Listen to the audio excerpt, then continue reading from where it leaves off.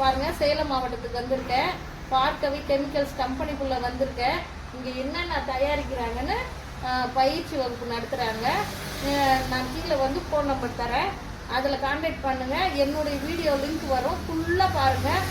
இங்கே என்னென்ன தயாரிக்கிறாங்கன்னு பாருங்கள். இந்த சோப்பு, பாத்திரம் தேய்க்கிற சோப்பு, துணி துவைக்கிற சோப்பு, வீடு துடைக்கிறது, டாய்லெட் கழுவுறது, பெனாயில், விளக்கு எண்ணெய், கம்ப்யூட்டர் சாம்பிராணி கலரில் எல்லாமே பாருங்கள். சோப்பு, வாஷிங் மிஷின் சோப்பு எல்லாமே இங்கே செஞ்சு வகுப்பு நடத்துகிறாங்க. நீங்கள் என்னுடைய சேனலில் போனீங்கன்னா முழு விவரம் இருக்கும். ஃபோன் நம்பர் தரேன், இந்த ஃபோன் நம்பர் கான்டாக்ட் பண்ணிங்கன்னா முழு விவரம் சொல்லுவாங்க. இந்த லிக்விடை பற்றி எல்லாம் விளக்கம் சொல்லிட்டாரு. இந்த ட்ரைனிங்கில் இதெல்லாம் எப்படி செய்யறதுன்னு ஒரு விளக்கம் கொடுத்துருக்கேன். ஓகே, இப்போ இது வரைக்கும் நம்ம பார்த்துருப்போம், ஒவ்வொன்றா காட்டினேன். இது எல்லாமே நம்ம வந்து ஃபார்முலா வச்சு நம்ம ஈஸியாக தயாரிச்சுக்கலாம்.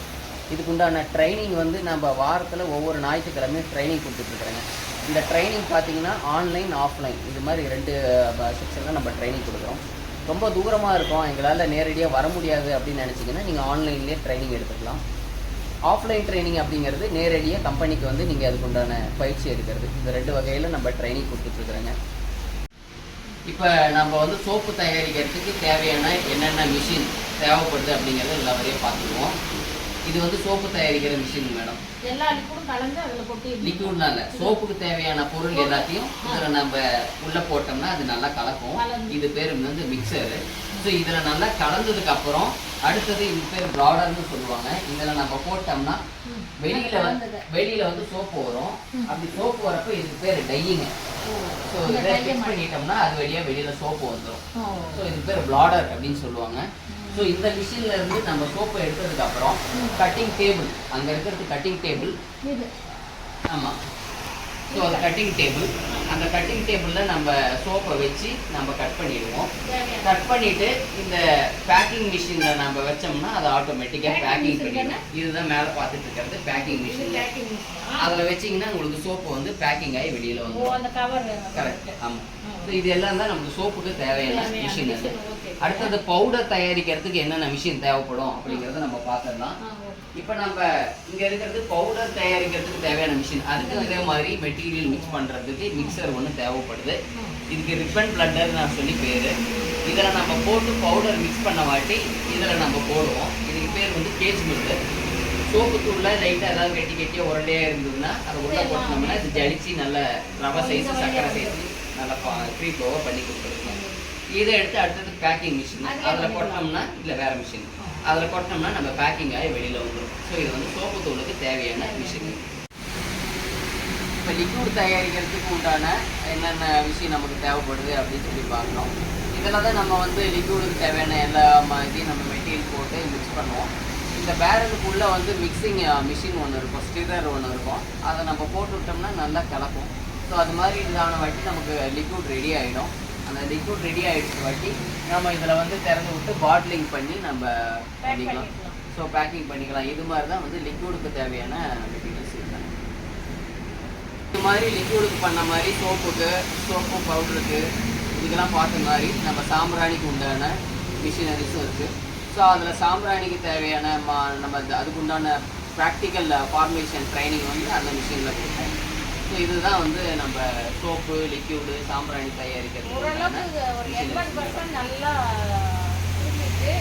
அந்த இருந்தாலும் அந்த ட்ரைனிங் டைமில் வந்தோம்னா அந்த டைமிங் அந்த 5 மணிக்குள்ளே வந்தால் நம்ம டைரெக்டாக பார்க்கலாம் எல்லாமே. எப்படி சோப்பு வருது, எப்படி பேக்கிங் பண்ணுறோம், எப்படி லிக்விட் பண்ணுறோன்னு. நாங்கள் தம்பி உங்கள் கம்பெனியுடைய இதை பற்றி ஒரு இன்டர்வியூ மட்டும் கொடுங்க எங்களுக்கு. இப்போ நம்ம வந்து சேலம் மாவட்டத்தில் வாமலூர் அப்படிங்கிற ஏரியாவில் இருக்கிறேங்க. நம்மளோட கம்பெனி பேர் வந்து பார்க்கவி கெமிக்கல்ஸ். என்னோடய பேர் வந்து முரளி. என்னோடய ஃபோன் நம்பர் 99 76 90 90 32. என்னோடய கம்பெனியில் மொத்தம் 12 வகையான ஹோம் கேர் கிளீனிங் ப்ராடக்ட்ஸ் வந்து தயாரிச்சுட்ருக்கோம். தயாரிக்கிறது மட்டும் இல்லாமல் ஒவ்வொரு வாரம் ஞாயிற்றுக்கிழமையும் அதுக்கு உண்டான எப்படி தயாரிக்கிறதுக்கு உண்டான ப்ராக்டிக்கல் ஃபார்மேஷன் ட்ரைனிங் பயிற்சி வகுப்பும் நம்ம நடத்தி கொடுத்துருக்குறோம். எந்தெந்த பொருள் நம்ம தயாரிக்கிறோம், எதுக்கெல்லாம் வந்து ட்ரைனிங் கொடுக்குறோம் அப்படிங்கிறத இப்போ விலாவரியாக பார்த்துடலாம். பாத்திரம் வளர்க்குற சோப்பு, துணி துவைக்கிற சோப்புங்க. இதுலேயே பார்த்தீங்கன்னா துணி துவைக்கிற சோப்பில் ஒயிட் கலர் வரும். ஸோ இதுக்கு உண்டான ஃபார்முலா நம்ம கொடுத்துருக்குறோம். அடுத்தது பார்த்தீங்கன்னா வாஷிங் பவுடரு, வாஷிங் மிஷினுக்கு போட்டுக்கலாம், hand washing bucket wash. So இது எப்படி தயாரிக்கிறது, இதுக்கு உண்டான ப்ராக்டிக்கல் ஃபார்முலேஷன் கொடுக்குறோம். அடுத்தது பார்த்தீங்கன்னா வாஷிங் மிஷினுக்கு ஊற்றுற liquid, front load top load. அடுத்தது டிஷ் வாஷ் லிக்யூடுங்க, பிராண்டட் லிக்யூடை விட நல்லா திக்னஸ் அதிகமாக இருக்கும் உங்களுக்கு. அடுத்தது டிஸ்இன்ஃபெக்டன்ட் ஃப்ளோர் கிளீனரு. அடுத்தது டாய்லெட் கிளீனருங்க, ஒரு திக்கான டாய்லெட் கிளீனரு. இது வந்து போக ஸ்மோக் ஃப்ரீ டைல் கிளீனருங்க, ஸ்மோக் ஃப்ரீ டைல் கிளீனர். அடுத்தது சென்டட் பெனைல், இது வந்து 4 ஃப்ளேவரில் வரும்.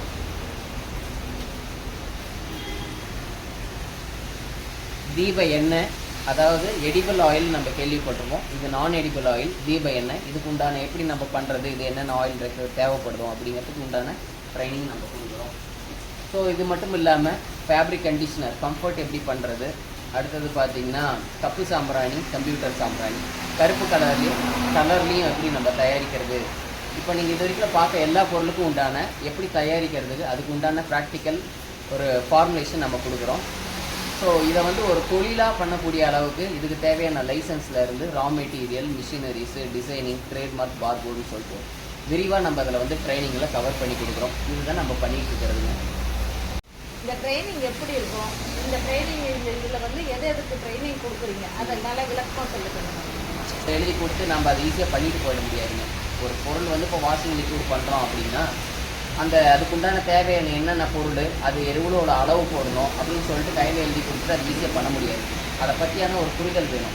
அதை தாண்டி அதை தொழிலாக பண்ணுறதுக்கு என்னென்ன தேவைப்படுது அப்படிங்கிறதெல்லாம் நம்ம இதில் கவர் பண்ணுவோம்.